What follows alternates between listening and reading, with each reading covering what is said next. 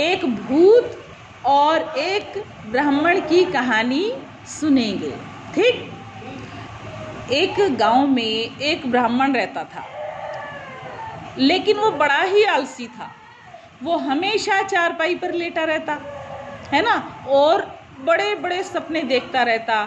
क्या सोचता? मेरे पास खूब सारी गाय होंगी, मेरे पास बहुत सुंदर मकान होगा, काश मेरा मकान बहुत बड़ा बन जाए, काश मेरे पास बहुत सारी गायें हो जाएं, है ना, काश मेरे पास बहुत सुंदर सुंदर कपड़े हों। लेकिन बिना करे तो कुछ नहीं मिलता, है ना। तो अब वो रोजाना, उसकी एक गाय थी, उसको चराने के लिए जंगल में जाता, और एक पेड़ था जिसके नीचे वो रोजाना लेट जाता था। तो उस पेड़ के नीचे ही लेटकर वो ऐसी बातें करता रहता था हमेशा। अब उस पेड़ पर एक क्या रहता था? भूत रहता था। अब रोज वो उसकी बातें सुनता था। रोज उसने कहा कि अरे इस आलसी ब्राह्मण को सबक सिखाना चाहिए, है ना।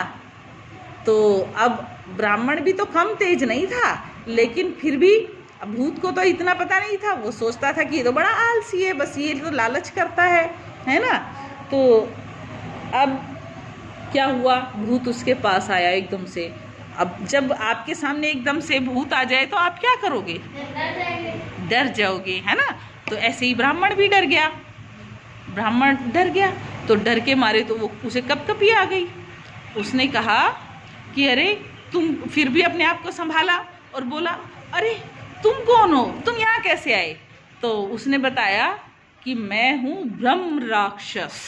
क्या हूँ मैं? ब्रह्म राक्षस।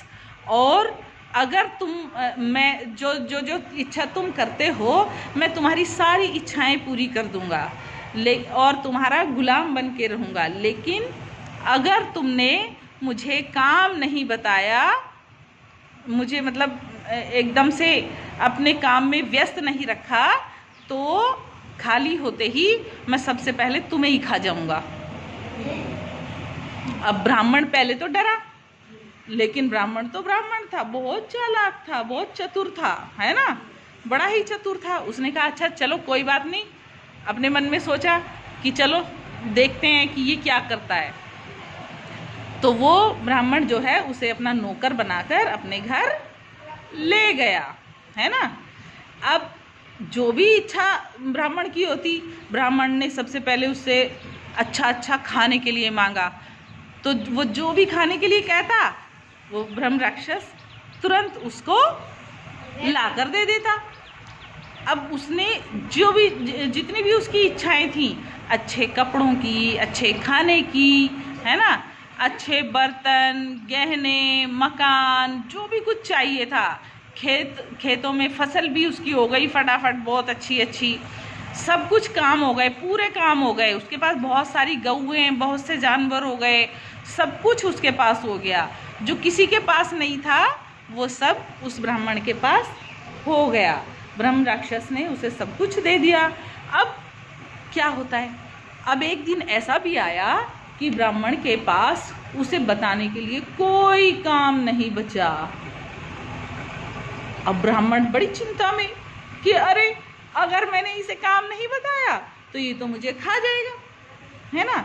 सोचने लगा तो तभी उसने अपने पालतू कुत्ते की तरफ देखा, है ना, पालतू कुत्ते की तरफ देखा।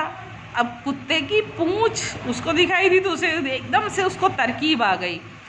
अब जब सब काम खत्म करके ब्रह्म राक्षस उसके पास आया कि काम बताओ मुझे, नहीं तो मैं तुम्हें खा जाऊंगा, है ना। उसने कहा अच्छा तुम मुझे खा जाओगे कि नहीं, चलो मैं तुम्हें एक काम बताता हूँ और तुम उसे कर दोगे तो ठीक है, उसके बाद तुम मुझे भले ही खा जाना। तो वो कहने लगा बताओ कि ये जो मेरा कुत्ता है इसकी पूंछ हमेशा मुड़ी रहती है, इसको सीधी कर दो। अगर तुम इसे सीधी कर दो तो जानूं, फिर तुम उसके बाद मुझे खा लेना। तो उसने कहा अच्छा, अरे ये तो मेरा चुटकी का काम है ना, ये काम तो मैं चुटकियों में कर दूंगा। अब उसने जो है ब्रह्म राक्षस ने उस कुत्ते की पूंछ को सीधी करना शुरू किया। अब वो जैसे ही सीधी करके छोड़ता वो फिर से मुड़ जाती, और जैसे ही वो सीधी करके छोड़ता फिर से मुड़ जाती। और इस तरह से ब्रह्म राक्षस कभी खाली नहीं हुआ, कभी फ्री नहीं हुआ। उसको काम मिल गया और ब्राह्मण को आराम मिल गया और मज़े से रहने लगा। उसे बिना मेहनत किए सब कुछ मिल गया।